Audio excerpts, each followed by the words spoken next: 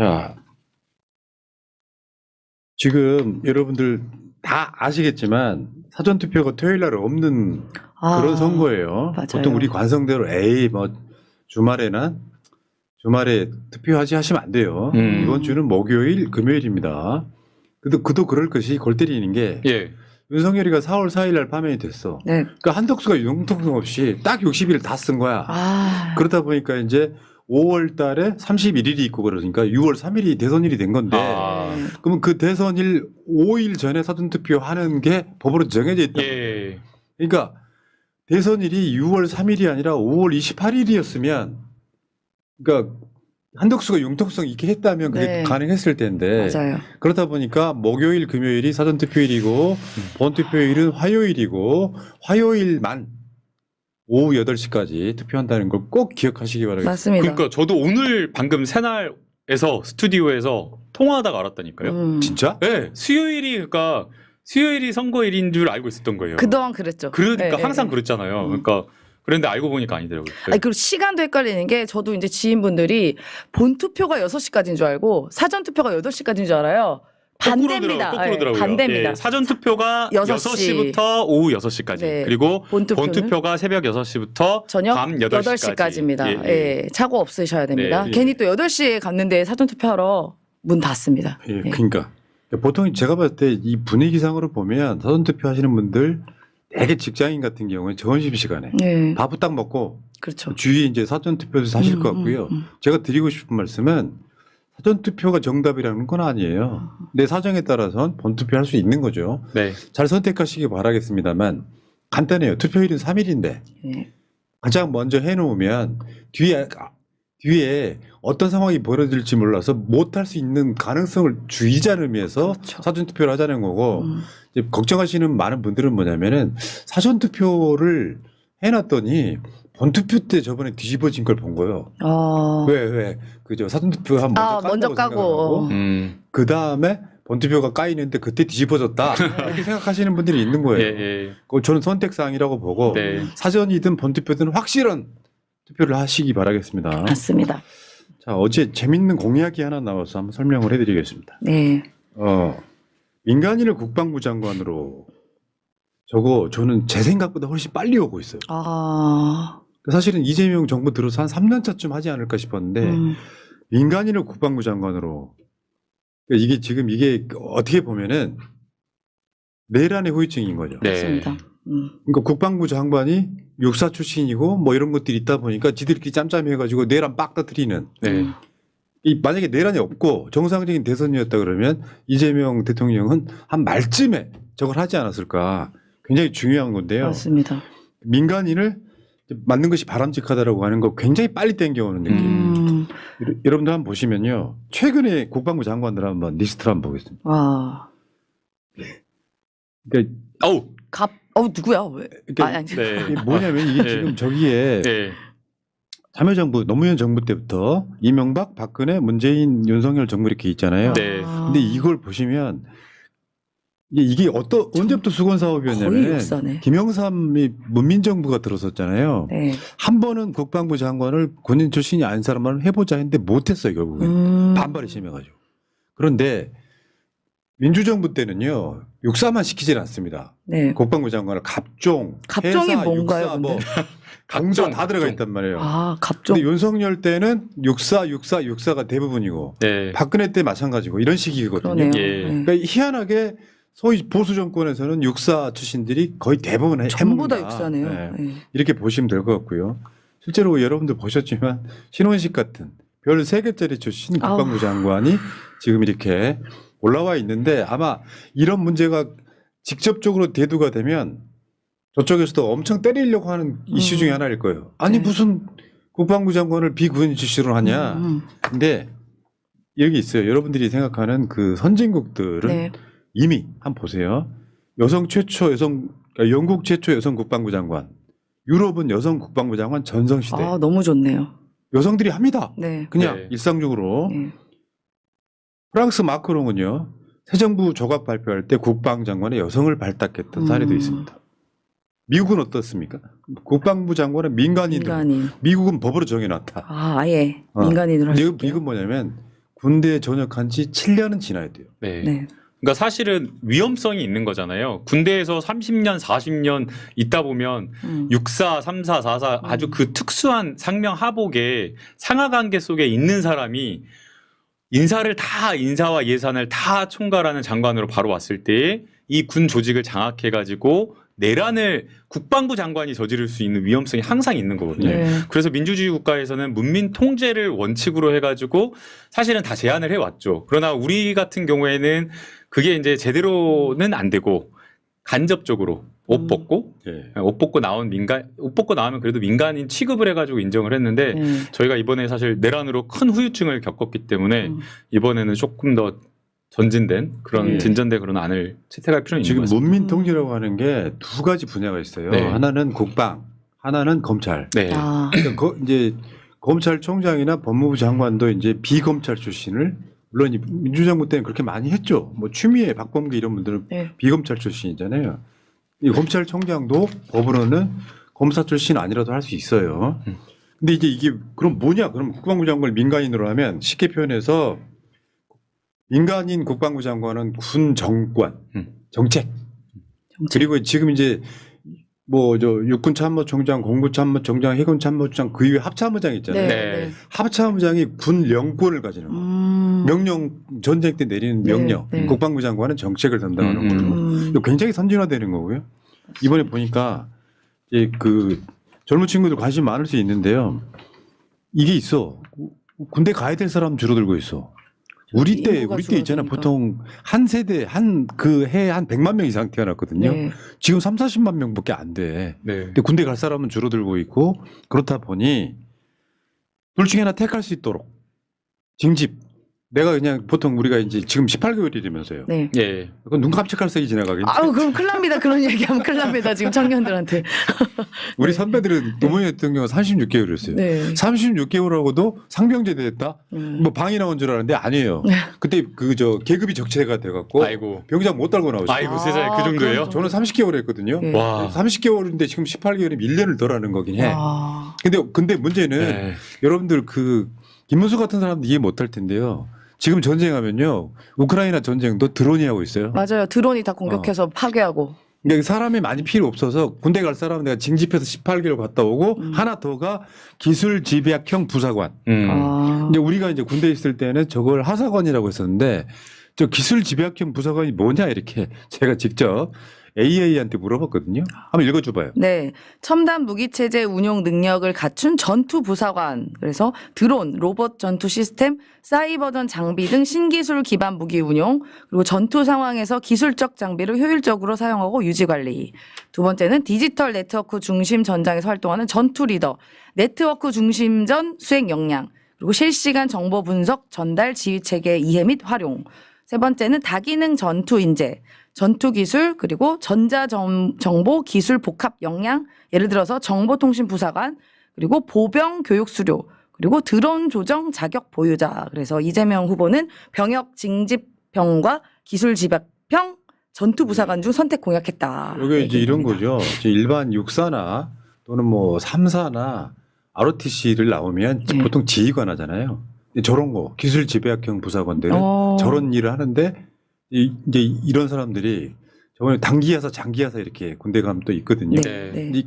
결국 이 대우를 잘해주겠다는 거죠. 그러니까 단순하게 이제 뭐 장교 밑에 부사관 이런 게 아니라 이런 식으로 지금 가고 있는 것 같고요. 이게 현장에 이 부분은 남성이 아니라 이런 기술을 갖고 있는 여성도 충분히 이제 전투 인재로서 또 성장할 수 있겠네요. 그렇죠. 네. 이게 현장의 이야기를 들어보니까 워낙 그 병역 인적 자원 자체가 적잖아요. 그리고 그러다 보니까 하사관 지원하는 사람도 없고 그리고 하사관 지원했다가 또 조기에 전역을 해버린대요. 그리고 지금 현재 아까 말한 것처럼 1년 물론 6개월이 길지만 1년 6개월이 군대에서 여러 가지 숙련된 어떤 전투 기술을 배우기에는 상당히 기간이 짧다는 거예요. 그래서 가르쳐가지고 숙련되려고 하면 나가버리는 그런 문제가 있어가지고 이런 거를 좀 해결하기 위해서 뭐 징집해가지고 가는 친구들은 또 가지만 선택해서 조금 더 오래 복무하고 기술 이런 것들을 배워가지고 장기 복무해가지고 이런 어떤 전투용으로 하사관으로 지원할 사람들은 아예 처음부터 갈 때부터 좀 선택 경로를 열어주자 이렇게 하는 것 같습니다. 그러니까 요거는 다른 거 없어요. 월급 많이 올려주면 돼요. 남아 있어. 걱정 안 하셔도 그렇죠. 되고. 처우가 가장 근본적인 맞습니다. 문제죠. 네, 예. 네. 근데 그런 나는 이렇게 네. 있잖아. 뭐 계급에 따라서 월급 올라가는 건 좀 반대예요. 전 호봉제로 가야 된다고 생각해요. 그러니까 병장 30개월 한 사람의 월급이 내가 우리 때 이야기하는 거예요. 예. 월급이 부사관 이제 6개월 한 사람보다 많은 게 정상이에요. 근데 얘네들은 지금 계급 체계를 뭐 저 중대장 대위가 더 많이 받아야 되고 이렇게 하는 게 아니라 호봉으로 가면 됩니다.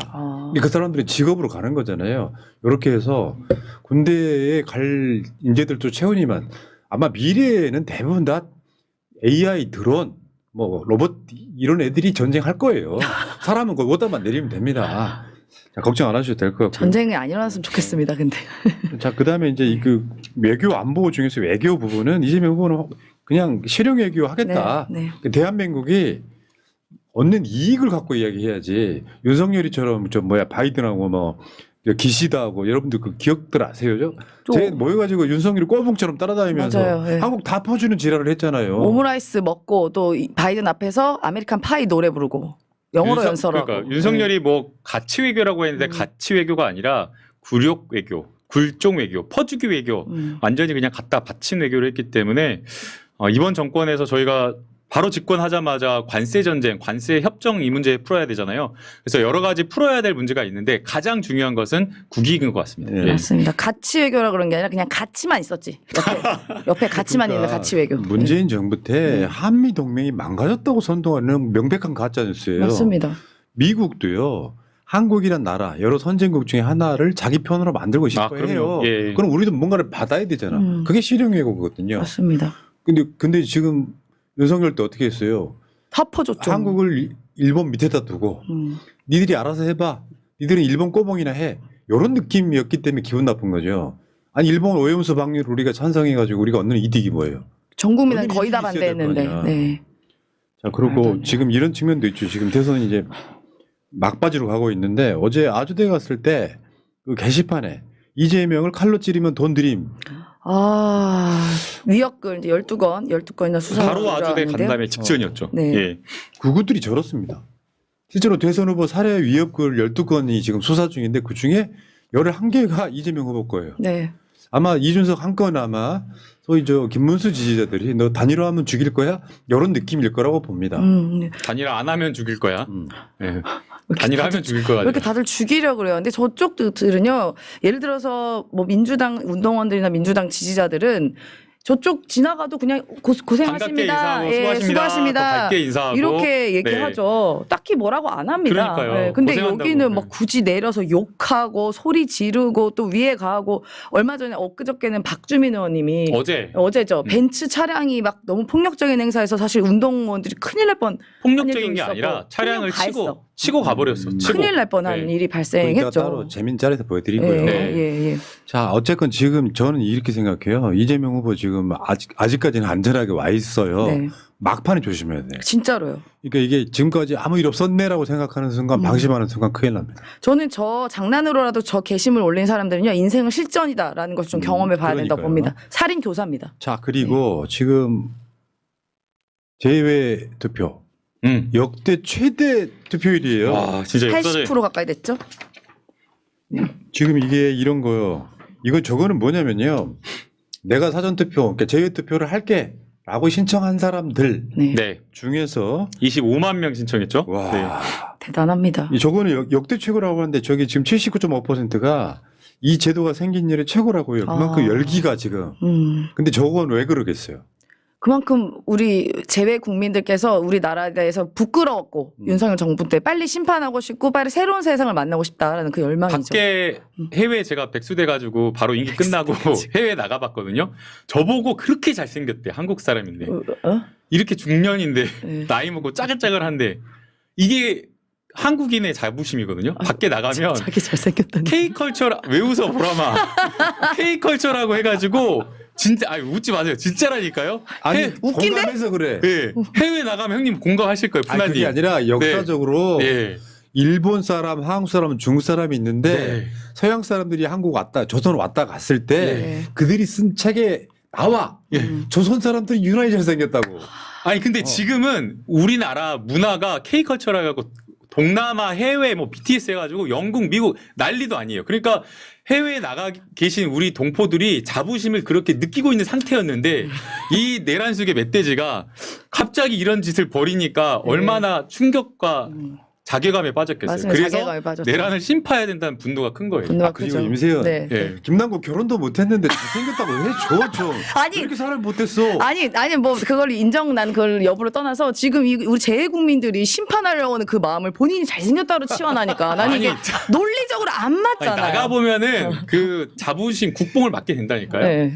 아니, 진짜라니까요. 근데 아니, 좀 뭐야. 억지이긴 하다. 억지죠. 아니 본인이 잘생겼다는 거랑 그 재외국민 직접 투표율이랑 제가- 무슨 관계가 있어? 기다려.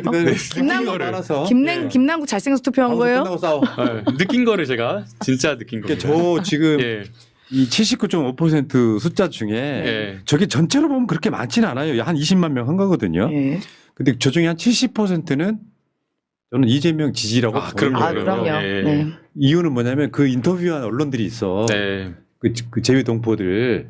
근데 그분들은 인터뷰한 전부 다 그거야. 아, 내 얼굴 까놓고 인터뷰한 사람들은 네. 우리 고국이 이렇게 망가진 게 싫어서 투표장 나왔다 이런 거예요. 맞아요, 맞아요. 맞아요. 대놓고 사실은 본인의 의사를 드러낸 거죠. 네. 그리고 진짜 외신 같은 경우는 우리나라보다 조금 더 언론 환경이 여기보다 객관적이거든요. 그러니까 이 내란 수계와 내란에 대해서 엄청나게 우리나라보다 훨씬 더 비판적인 기사들이 많았습니다. 현실적이고. 자, 예, 그리고 부끄럽죠. 여러분들이 이런 거 있잖아요. 뭐 김문수 지지율이 아직도 30% 나온다고? 네. 요 얘기 하실 필요가 없는 게 나는 그들도 불쌍한 국민이라고 생각해요. 민주주의는 100%를 끌어가는 게 아니라 51%만 있어도 끌어가는 거예요. 그러니까 네. 너무 스트레스 받지 마시라. 자, 오늘 미친 자 한 명 출연했습니다. 아 에? 누구요? 이낙연. 아. 입에 담기도 사실 싫어요. 아, 저는 솔직히. 진짜. 제 한 표 김문수에게 주기로 괴물 독재국가 출연 막아야. 저 미친 자는 있잖아요. 진짜 너무 짜증나. 아. 지난 대선 때 이낙연의 최측근이었던 정우현이 네, 윤석열 지지를 했었잖아요. 그렇습니다. 본인이 이제 직접 김문수를 지지하는 극우 이낙연. 그리고 사실상 지난 대선 때도 그 말도 안 되는 대장동 관련한 것도 사실 이낙연 캠프 쪽에서 먼저 발설이 돼서 나와서 그 선거판을 그렇게 만들었던 것도 있죠. 인정을 했죠. 예, 예. 예, 네. 그리고 제가 몇 번 이낙연 후보 선거운동 유세 차량 한번 따라가 보고 지켜봤어요. 사실 유세를 하면 이재명 후보를 왜 뽑아야 되는지 후보에 대한 강점과 장점을 이야기를 하면서 지지를 호소해야 되잖아요. 이재명 후보 이야기를 안 해요. 이재명 후보 이야기를 안 하고 그냥 본인이 잘했다. 저런 문- 멘탈이니까. 약간 문재인 정부 잘했다. 한동훈과네 약간. 그러니까 한동훈까지. 네. 우리 너무 길게 이야기하지 말자. 아, 그러니까 너무 짜증나. 더럽다, 예, 진짜. 예. 그냥 맛이 그냥 간다. 가세요. 알았어. 맛이 간자. 네. 아무 타격감 없다. 가세요. 고맙습니다. 가주셔서 감사합니다. 자, 오늘 후보자 토론회 있습니다. 지금 8시 마지막 토론이고요. 지금 정치 분야인데 정치개혁과 개헌, 외교안보 정책을 주제로 다루는데 저거는 그냥 대충 넘어갈 거예요. 아마 이준석이나 김문수는. 네. 이재명 후보한테 네거티브를 할 텐데 네. 저는 이렇게 생각합니다. 지금 선거에 뭐 김문수 지지율이 오르네 많이 하는 건 다 쓸데없는 소리고요. 속에 들어가 보면 그냥 보수 과표집인 경우가 많고 이런 상황에서 이재명 후보는 그냥 숨 마시다 나오셔도 된다. 난 그렇게 생각을 해요. 지금 이미 대선은 결정 났고요. 공식 선거운동 들어가기 전에 90%는 결정이 나 있는 상태로 가는 거예요. 네. 자, 과거 역대 대선을 보니까요. 지금 이제 블랙아웃 기간이잖아요. 내일부터. 블랙아웃 네. 기간인데 오늘까지 공개된 여론조사를 뒤집은 경우가 안타깝게도 사실은 한 번도 없었더라고요. 대선 시작도 마찬가지예요. 네. 맞아요. 공식 시작 선거운동 때. 전에. 아 그래요. 공식 맞아요. 선거운동 그것도 전에. 네, 그것도 지난번에 깨지지 않네요. 지난번에 뒤집었어야 되는데. 깨지지 자, 근데 않네. 여러분 네. 있잖아요. 우리가 그 새날 텔레그램 정보방이나 새날 유튜브 게시판에 글을 올려드릴 때는 가급적 MBC를 배제하는 편이에요. 왜요? SBS나 KBS 가서도 댓글 달아라. 아, 일부러. MBC에 한 90%가 몰려가 있으니까 네. 내가 댓글 써봐야 아무 타격감 없어. 그냥 지나가잖아. 안 보여, 안 보여. 자, 그래서 여러분들이 전략적으로 SBS 분산해서 다른 방송, KBS도 가고. 정편도 있고요. 예. 나눠주실 필요 있다. 왜냐면 우리 MBC에만 올인해버리면 네. 다른 방송에는 악플이 더 많이 달릴 수도 있다. 아, 맞습니다. KBS로 가겠습니다, 네. 저는. 자, 이재명 후보의 짧은 쇼츠 하나 보시고 다음 주제로 가겠습니다. 8년 가까이 성남시장 재임하면서 저는 정말 행복하게 시정을 했어요. 저는 내 인생에서 가장 행복했던 시기를 꼽으라면 저는 성남시장 할 때라고 지금 여전히 생각합니다. 정말로 행복했어요, 여러분. 작은 정성으로 사람들이 소소한 행복을 느끼고 성남 시민들이 지금도 저를 보면 좋아하세요. 저는 그런 걸 볼 때마다 정말로 행복합니다. 인생을 사는 묘미가 있잖아요. 보람이잖아요. 공직자의 보람. 국정도 저는 마찬가지라고 생각해요. 애정을 가지고 성실하게 정말 실력 발휘를 하면 지금보다야 훨씬 나은 대한민국 되지 않겠습니까, 여러분? 이재명은 준비되어 있습니다. 온 세계인이 부러워하는 대한민국으로 우리 국민들이 희망을 가지고 살아가는 그런 세상으로 풍부한 기회 속에 지속적으로 성장하는 희망 있는 나라 여러분과 함께 반드시 만들 것입니다. 확실하게 준비된 유능한 충직한 일꾼 이재명을 대통령으로 꼭 선출해 주시기 부탁드립니다.